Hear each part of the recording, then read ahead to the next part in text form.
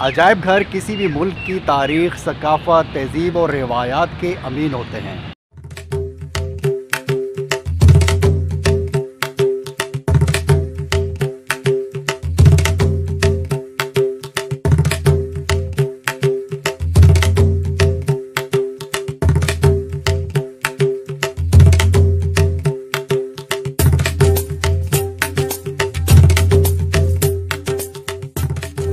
السلام علیکم، میں ہوں شوکت اترخیل اور اس وقت موجود ہوں نیشنل میوزیم آف پاکستان میں، جس کا آغاز قیام پاکستان سے بہت پہلے ہوا اور اس کی مرکزی بلڈنگ تھی فریر ہال کا 2nd فلور، لیکن اس کے بعد کچھ حصہ اس کا تھا رجسٹری آفس، لیکن جب قیام پاکستان کے بعد اس کو ایک جگہ پر ساری عمارتوں سے نوادرات کو اور تہذیب اور ثقافت کے حصوں کو یکجا کیا گیا تو پھر بنا نیشنل میوزیم آف پاکستان۔ تو مکمل معلومات دوں گا آج کی ویڈیو میں۔ عجائب گھر کی تاریخ صدیوں پرانی ہے۔ ابتدائی طور پر نوادرات کو محفوظ کرنے کے لیے عجائب گھر قائم کرنے کا رواج 17ویں صدی کے اواخر اور 18ویں صدی کے اوائل میں ہی شروع ہو گیا تھا، چونکہ اس وقت عجائب گھر کھلے آسمان تلے ہوا کرتے تھے جہاں قدیم نوادرات کو نمائش کے لیے رکھا جاتا۔ تاریخ میں دلچسپی رکھنے والے لوگ جوک در جوک ان عجائب گھروں میں جایا کرتے۔ اس کے بعد عجائب گھر کے قیام کا سلسلہ دنیا بھر میں شروع ہو گیا اور لاکھوں کی تعداد میں عجائب گھر قائم ہوئے جہاں نہ صرف انسانی زندگی کے ارتقاء سے متعلق نوادرات، آرٹ کے نمونے، مجسمے، مختلف ادوار میں استعمال کیے جانے والے زرعی اوزار، ہتھیار، کتابیں، سکے اور دیگر اشیاء رکھی جاتی۔ اس سلسلے میں اگر پاکستان میں میوزیم قائم کرنے کی تاریخ کو دیکھا جائے تو سب سے پہلے ایک انگریز کمشنر سر بارٹرے فریر نے 1871 میں اس وقت کے مشہور زمانہ ٹاؤن ہال فریر ہال کی اوپری منزل سے اس کا آغاز کیا۔ ابتدائی طور پر میوزیم اور جنرل لائبریری دونوں ہی فریر ہال کی اوپری منزل پر قائم کیے گئے، جہاں شائقین کی ایک بڑی تعداد نہ صرف مطالعے کا شوق پورا کرتی بلکہ تاریخ سے لگاؤ رکھنے والے لوگ ماضی میں استعمال ہونے والی نادر و نایاب اشیاء کا مطالعہ بھی کرتے تھے۔ میوزیم کو اس وقت وکٹوریہ میوزیم کا نام دیا گیا تھا، جبکہ لائبریری جنرل لائبریری کے نام سے مشہور تھی۔ پھر اچانک اس میوزیم کو سپریم کورٹ کراچی کے رجسٹری آفس منتقل کر دیا گیا۔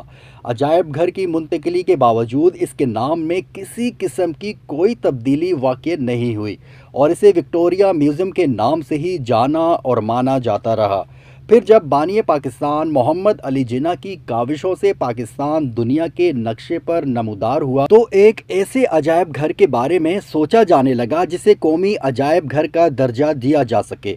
چونکہ محکمہ آثار قدیمہ قیام پاکستان سے قبل ہی موجود تھا، لہٰذا برنس گارڈن جو کہ قدامت کے اعتبار سے کراچی کا پہلا باغ تھا کو قومی ورثہ قرار دے دیا گیا اور باغ کے اندر قومی عجائب گھر قائم کرنے کی منظوری بھی دے دی گئی، جس کے بعد تیزی سے اس کی تعمیر کا کام شروع کیا گیا اور جلد ہی ایک 5 منزلہ دیدہ زیب عمارت تعمیر ہو جانے کے بعد وکٹوریہ میوزیم کے نوادرات، جو کہ مختلف وقتوں میں کبھی ڈی جے کالج اور کبھی سپریم کورٹ کے رجسٹری آفس اور دیگر عمارتوں میں رکھے گئے تھے، سے نوادرات کو اکٹھا کر کے نیشنل میوزیم کراچی کے اندر منتقل کر دیا گیا۔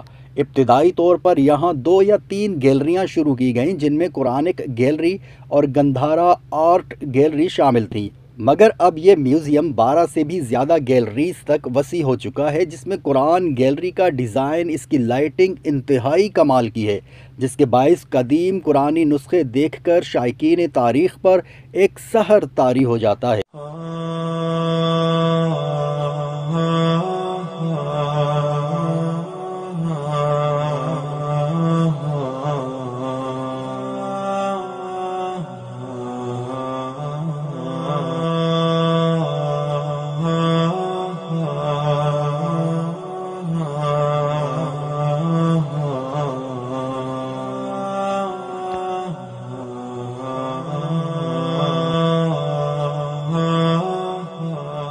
نیشنل میوزیم پورے پاکستان کی ثقافتی اہمیت کو اجاگر کرتا ہے، جہاں پتھر کے دور سے لے کر قیام پاکستان تک کے صدیوں پرانی نادر اشیاء رکھی گئی ہیں۔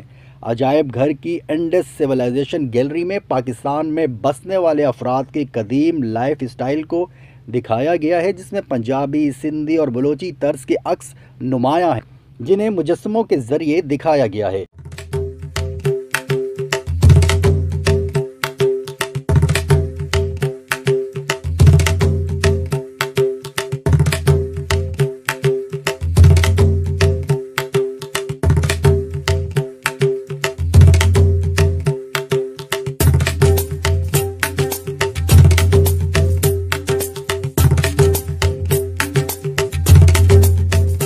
ایک گیلری میں لوہے کے نادر زیورات اور ہتھیار رکھے گئے ہیں جن میں جنگی اشیاء خاص طور پر قابل ذکر ہیں، جس میں آہنی تلواریں، ضرب اختر، لوہے کی ٹوپی، تیر کمان، چاقو، چھریاں شامل ہیں۔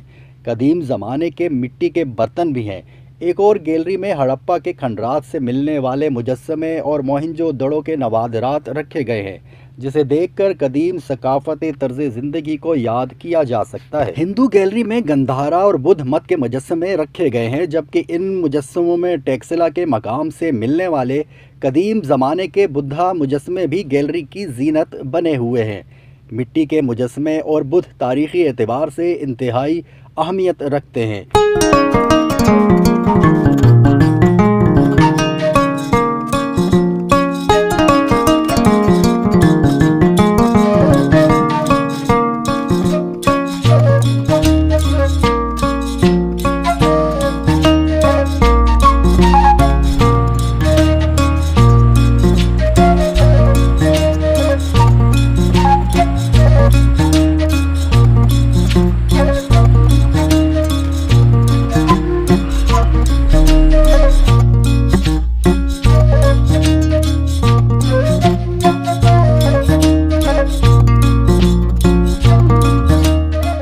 قدیم سکوں کی گیلری الگ سے قائم کی گئی ہے، جہاں 6 صدیوں پرانے چاندی، تانبے کے سکے اور مہرے رکھے گئے ہیں جو پرانے زمانے میں استعمال ہوا کرتے تھے، جبکہ یونانی دور میں استعمال ہونے والے نادر و نایاب سکے بھی دکھائی دیتے ہیں۔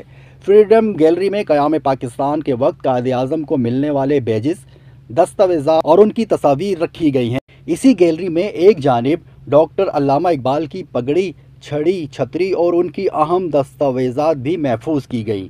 اسی میوزیم میں لیاقت علی خان کی زیر استعمال اشیاء بھی ہیں، جن میں ان کا قلم، لائٹر، چھڑی، بیجز اور گھڑی شامل ہیں۔ اس میوزیم کو پاکستان بھر کے دیگر میوزیم کے مقابلے میں اس لیے بھی اہمیت دی جا سکتی ہے کہ یہاں چاند کا ٹکڑا بھی نمائش کے لیے رکھا گیا اور پاکستان کا وہ پرچم بھی جو چاند تک سفر کر چکا ہے۔ چاند کا ٹکڑا اور جھنڈا پاکستان اور پھر اس میوزیم تک کیسے پہنچا، اس کی بھی انتہائی دلچسپ داستان ہے۔ دسمبر 1972 میں جب امریکی خلاباز چاند پر گئے تو وہ اپنے ساتھ کچھ پتھر لائے تھے۔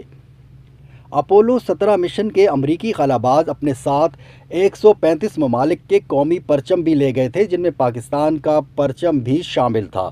جب چاند سے یہ پتھر آئے تو اس وقت کے امریکی صدر رچرڈ نکسن نے فیصلہ کیا کہ ان پتھروں کو نہ صرف امریکہ کی 50 ریاستوں بلکہ ان تمام 135 ممالک کو بھیجا جائے جن کے قومی پرچم مشن پر لے جائے گئے۔ لہٰذا امریکہ نے چاند کا ٹکڑا اس وقت کے وزیر اعظم پاکستان ذوالفقار علی بھٹو کو دیا۔ اس کے بعد جب قومی نوادرات کو مختلف اداروں کے حوالے کیا گیا تو اس ٹکڑے کو نیشنل میوزیم کو دے دیا گیا۔ تب سے یہ national museum of Pakistan Karachi میں موجود ہے۔ آخر میں ان لوگوں سے عرض کرنا چاہوں گا جو تعلیمی اداروں سے وابستہ ہیں، وہ اپنے طلباء کو یہاں کا وزٹ لازمی کروایا کریں تاکہ ان کی معلومات میں اضافہ ہو سکے، کیونکہ کتابوں میں بہت ساری چیزیں پڑھنے کے بعد جب ان چیزوں کا مشاہدہ کیا جاتا ہے تو یہ تعلیم ان کے دماغ میں ہمیشہ کے لیے محفوظ ہو جاتی ہے۔ ویڈیو آپ کو اچھی لگی یا بری کمنٹ میں لازمی بتائیں۔ ملتے ہیں بہت جلد پھر کسی نئی جگہ پر، پھر کسی نئے مقام پر، پھر کسی نئی معلومات کے ساتھ۔ تب تک کے لیے مجھے دیجیے اجازت۔ اللہ حافظ۔